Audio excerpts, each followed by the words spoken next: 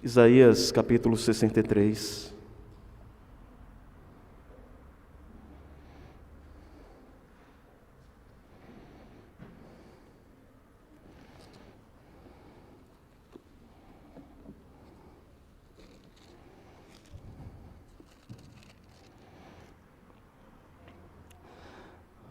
Faremos a leitura do versículo 1 ao versículo 6.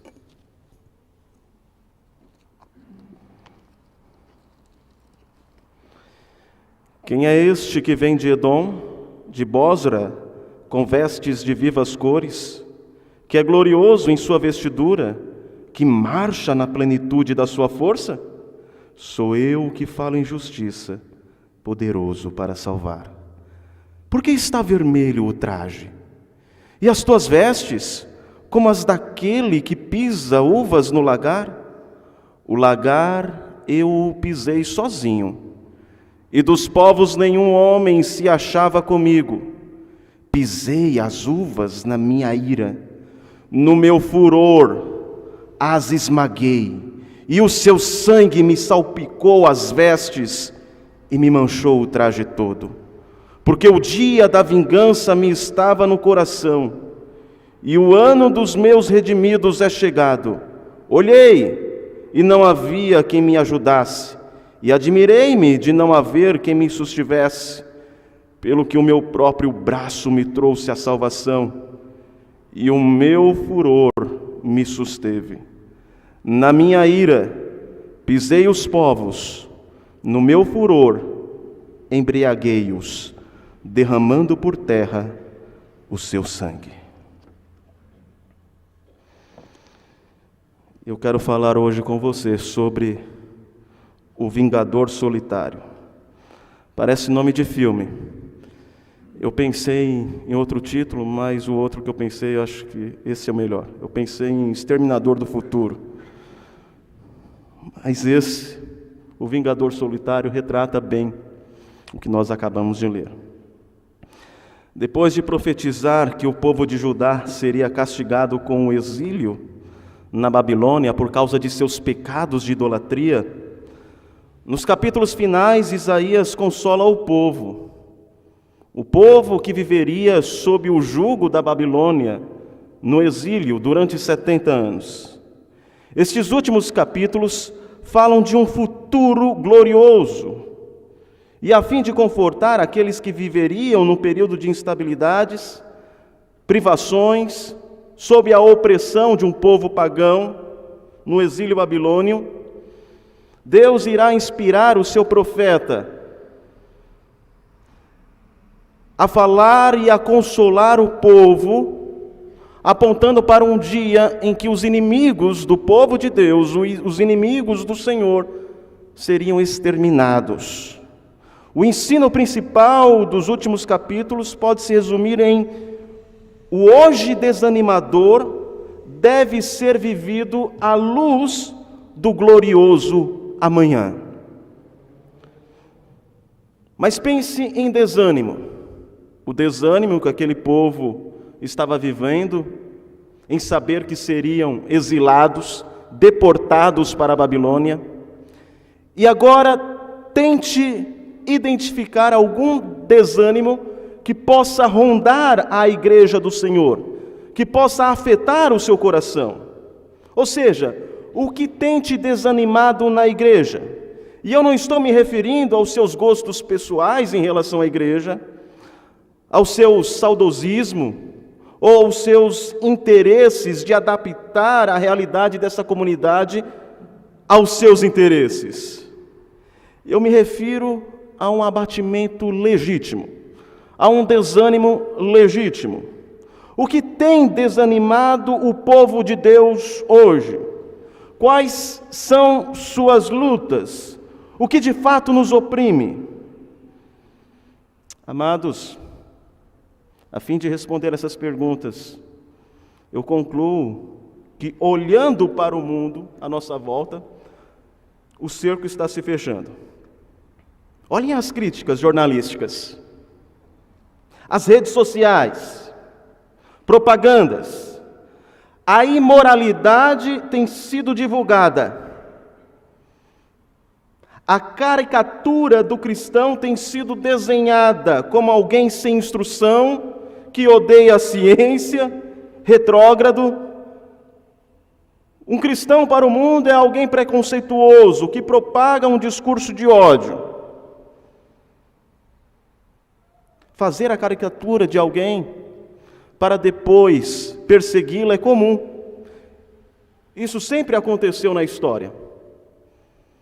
Nos primeiros séculos, os cristãos eram acusados de serem canibais. Afinal, eles ouviram que eles bebiam sangue e comiam a carne de alguém. Eles eram acusados de serem incestuosos. Afinal, eles se casavam com suas irmãs, chamavam a moça de irmã, daqui a pouco estava casado com ela. Até mesmo de ateus. Um Deus que não pode ser visto em imagens, não existe. Através dessas caricaturas, criava-se então um motivo validado pela sociedade para que os cristãos então fossem perseguidos. Isso tem acontecido no nosso tempo. A caricatura precede a perseguição. Estamos caminhando para um exílio, onde seremos ainda mais proibidos de nos expressarmos na esfera pública. O modo cristão de pensar, viver e se expressar será coibido ainda mais.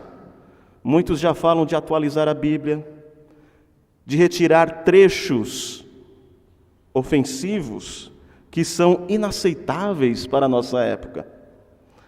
Face a este futuro pessimista, diante deste horizonte de trevas, o que Deus tem a dizer ao seu povo?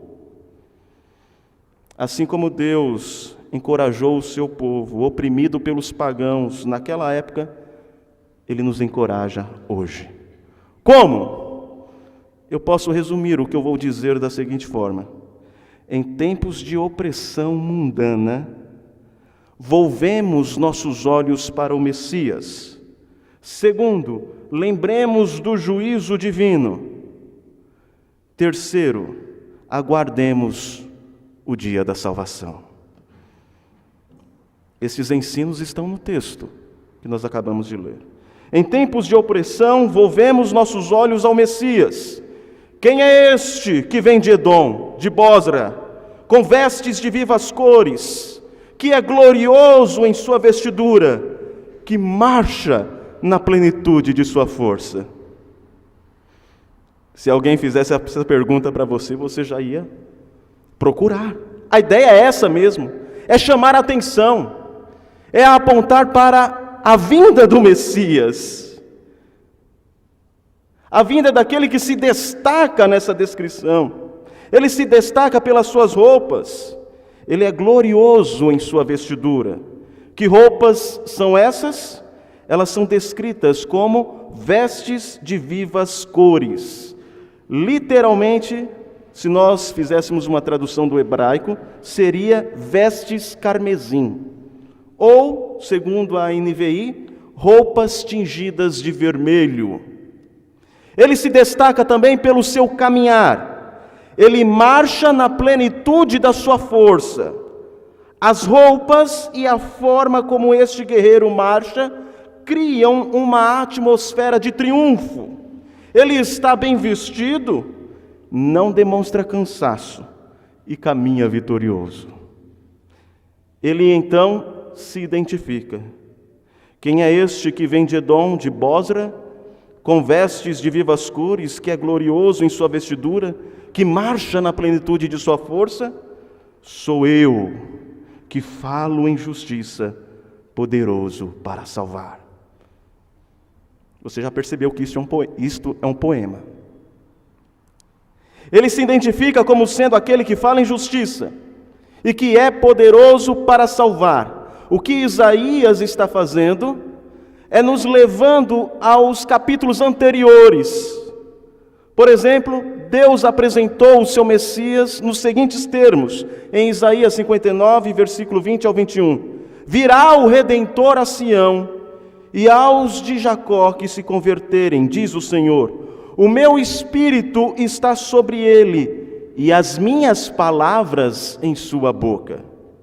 Ele é o mesmo que vestiu-se de justiça, como de uma couraça, e pôs o capacete da salvação na cabeça, pôs sobre si a vestidura da vingança, e se cobriu de zelo como de um manto. Isaías 59, 17. Ele é o mesmo que declarou em Isaías 62, versículo 1, por amor de Sião, não me calarei, e por amor de Jerusalém, não me aquietarei, até que saia a sua justiça como um resplendor, e a sua salvação como uma tocha acesa.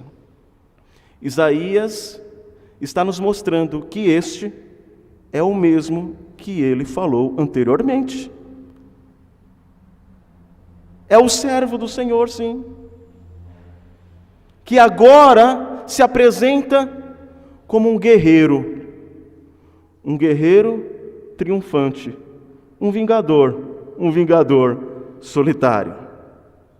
Face à corrupção moral, face à imoralidade sexual, à perversão da fé, à hostilidade à fé cristã, qual é a sua sensação? Você tem se sentido acuado pela opressão mundana? Você tem estado inseguro quanto à criação de seus filhos? Você tem se acovardado? Você tem sido tentado a mudar o discurso na esfera pública ou até mesmo desistir de ser cristão? Pela fé, meu irmão, olhe para o guerreiro que luta nossas batalhas. Olhe para aquele que marcha na plenitude de sua força, cujo poder não se esgota. Olhe para aquele que é glorioso em suas vestiduras carmesins. Olhe para aquele que proclama juízo aos réprobos e salvação aos contritos. O guerreiro é apresentado triunfante. Ele é o proclamador do juízo aos ímpios e da salvação aos eleitos. Mas o que há mais nessa pessoa, nessa figura que merece nossa atenção, que nos conforta ante a opressão mundana? Em tempos de opressão mundana, olhe para o Messias. Segunda lição agora: em tempos de opressão mundana, lembremos do juízo divino. De onde este guerreiro triunfante vem? E por que suas vestes estão tingidas de vermelho? Quem é este que vem de Edom e de Bosra? Edom é uma nação prima de Israel. Os edomitas são descendentes de Esaú, irmão de Jacó. Edom significa vermelho, que era a cor do guisado com o qual Jacó comprou a primogenitura de seu irmão Esaú. Bosra é a capital de Edom, e ela pode ser traduzida como colheitas de uvas. Os edomitas eram aquelas pessoas que nutriam ódio pelo povo de Israel, isso desde os primórdios. Mais tarde, quando Jerusalém sucumbe diante do poderio militar da Babilônia, os edomitas haveriam de declarar: arrasai Jerusalém até os fundamentos. Eles se divertiam em ver Jerusalém sendo arrasada. Por conta desse rancor para com Judá, para com os israelitas, os edomitas aqui, e também em outros textos, tais como no livro de Obadias, Malaquias e até mesmo em Romanos capítulo 9, versículo 13, os edomitas são retratados como sendo os representantes dos inimigos de Deus. Eles são a representação dos inimigos do povo de Deus. Eles são uma alegoria dos réprobos de todas as eras. Mas o que este guerreiro estava fazendo em Edom? O que ele estava fazendo em Bósra? E por que está vermelho o traje e as suas vestes como as daquele que pisa uvas no lagar? Essas duas perguntas devem ser respondidas juntas. Qual o significado de Edom mesmo? Vermelho. E de Bósra? Colheita de uvas. Aqui no hebraico temos um jogo de palavras. Na nação vermelha, Edom, suas vestes foram tingidas de vermelho. Na cidade de Bósra, que significa colheitas de uva, ele pisou no lagar. É como se essa nação com a sua capital tivessem sido marcadas com seus nomes para a condenação. Isso não é novidade para nós. Afinal, em Provérbios 16, versículo 4, nós lemos: o Senhor fez todas as coisas para os seus determinados fins, até o perverso, o ímpio, para o dia do julgamento. O lagar eu o pisei sozinho, e dos povos nenhum homem se achava comigo.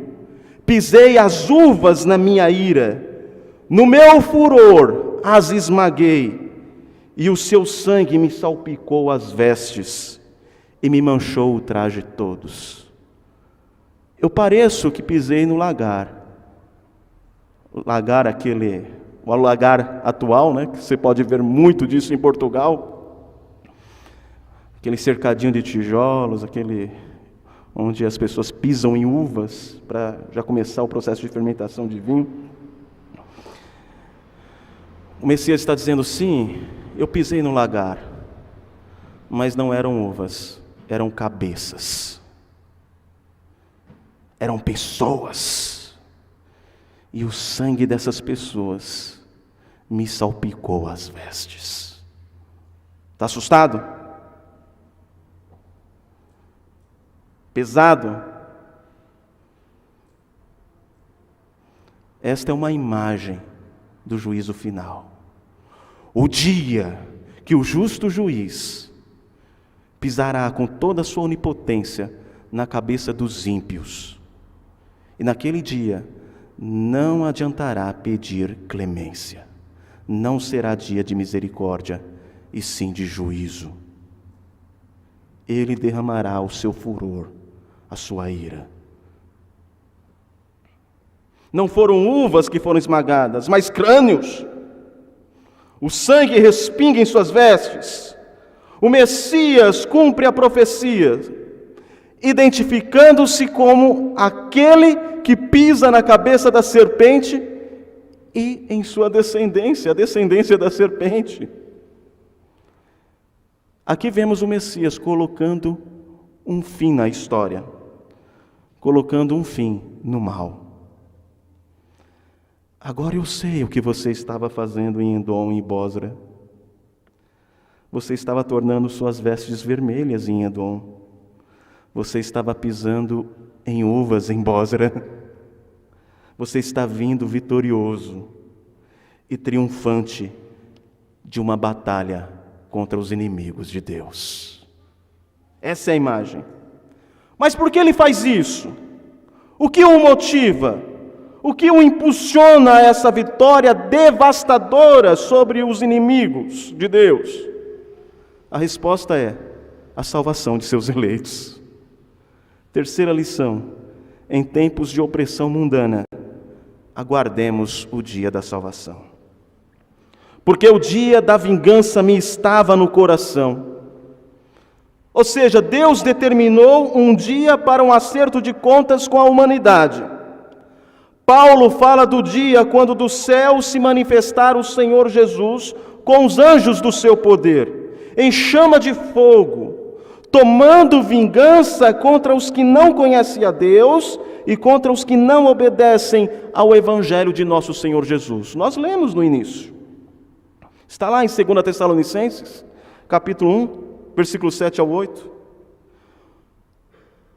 O que o motiva é porque ele marcou o dia da vingança. Ele está cumprindo o seu planejamento. O que o motiva também é o seu furor e sua ira. O meu furor me susteve. Na minha ira pisei os povos. Vingança, ira e furor são expressões pesadas que indicam as angústias do inferno da parte de Deus sobre os réprobos. Tem gente que acha que o inferno é um lugar onde Satanás é o gerente. O inferno é assustador, meus irmãos, porque o inferno é a presença de Deus em ira. É o lugar onde Ele condena Satanás e seus anjos e todos aqueles que não se dobraram diante do seu Messias. Este é o final de todo pecador impenitente que não se arrepende. A terceira motivação do Messias é que o ano dos meus redimidos é chegado. Não é o ano daqueles que eu vou redimir, porque no capítulo 53 ele já redimiu. Ele já tomou as dores e pecados dos seus eleitos e os justificou, eles são redimidos. E talvez você pense, mas toda essa carnificina simplesmente não pressupõe que um tirano celestial ficou furioso? O desejo de sangue não se apoderou dele no acesso de ira e destruição? Não. Como o versículo 4 deixa claro, no finalzinho, o ano dos meus redimidos é chegado. A razão pela qual isso acontece não é o desejo de sangue. Mas o leitor pode replicar: o que dizer então do termo vingança? Ele não comunica o sentido de um espírito de vingança e amargura? Analisando em si mesmo, poderia ser. Mas o paralelismo aqui mostra que esse não é o caso. Qual é então o motivo da vingança? Amargura? Desejo de sangue? Não. Orgulho ferido de Deus? Tampouco. O motivo, o que faz ele se vingar, são os seus redimidos. O motivo é a redenção. O que o motiva é a interrupção do poder do pecado e do mal, para que sejam postos em liberdade os que são mantidos nas garras do pecado. A ideia é: Deus vai liquidar com o mal daqueles que o produzem em seus corações pecaminosos, que o praticam.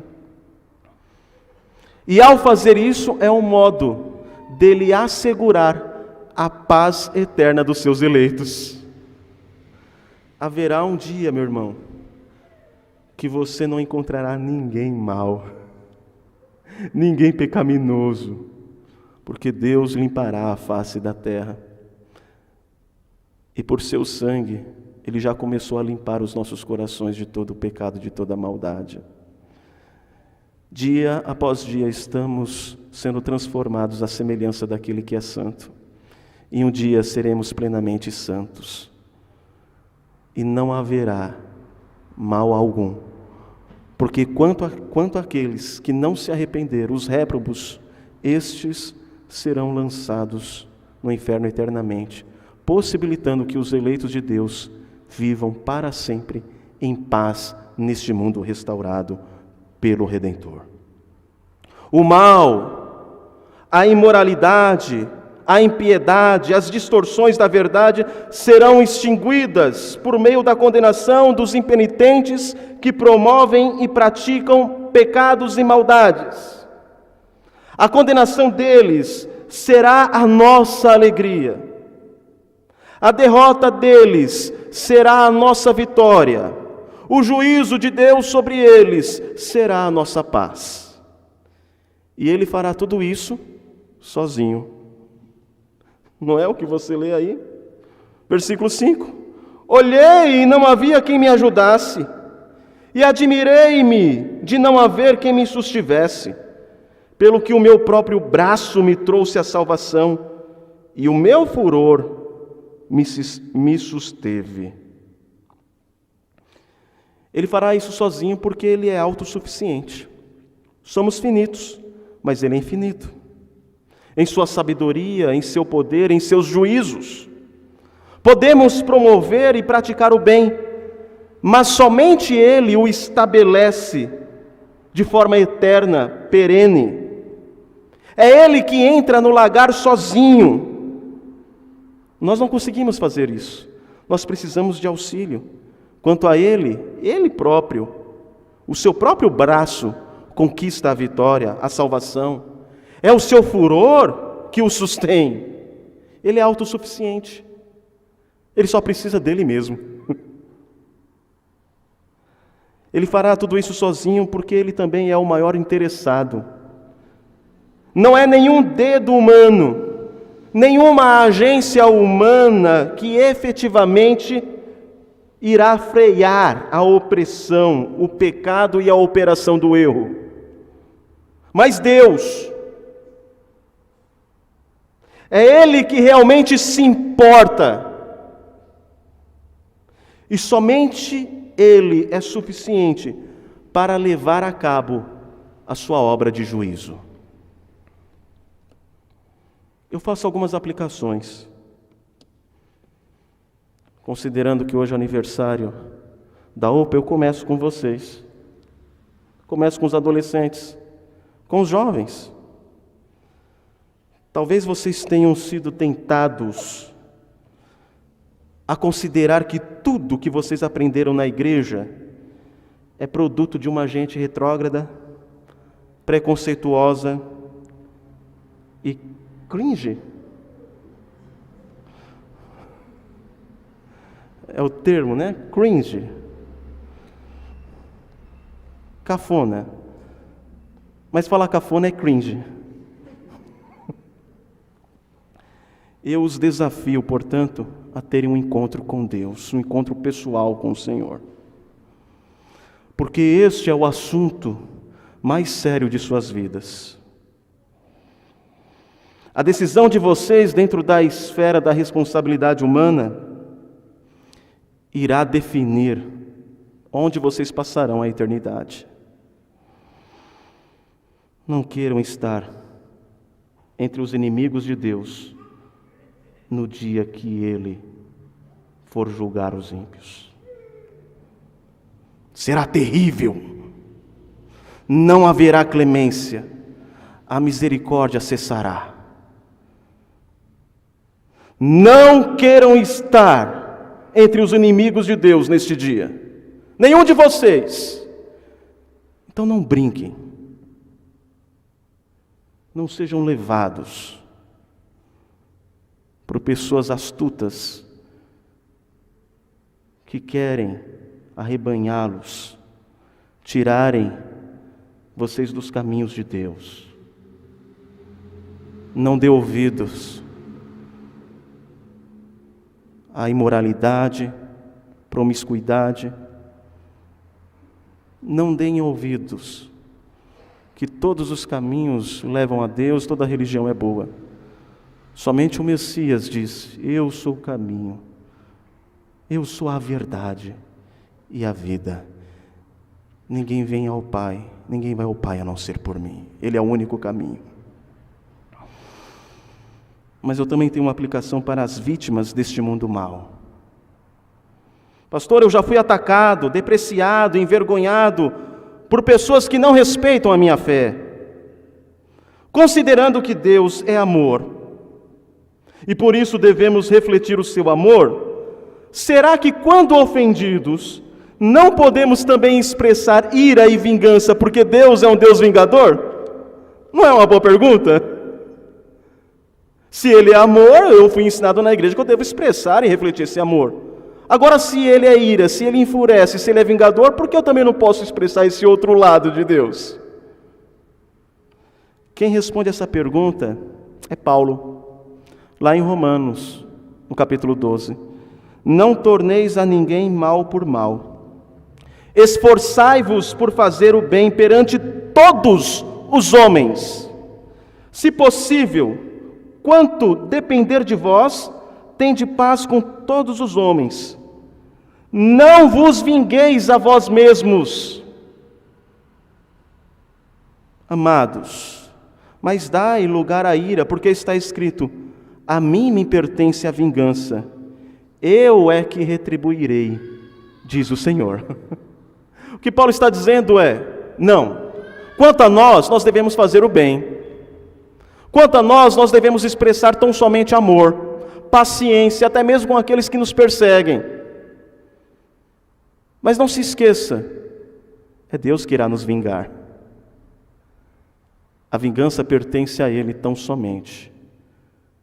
Sabe por que não pertence a nós? Porque somente Ele pode expressar uma vingança santa.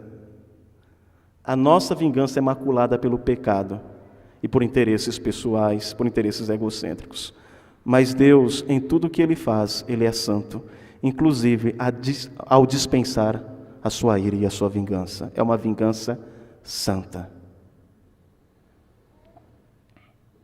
Por fim, para os confusos, eu preguei em Isaías capítulo 42, no versículo 2 ao 3, no culto matutino,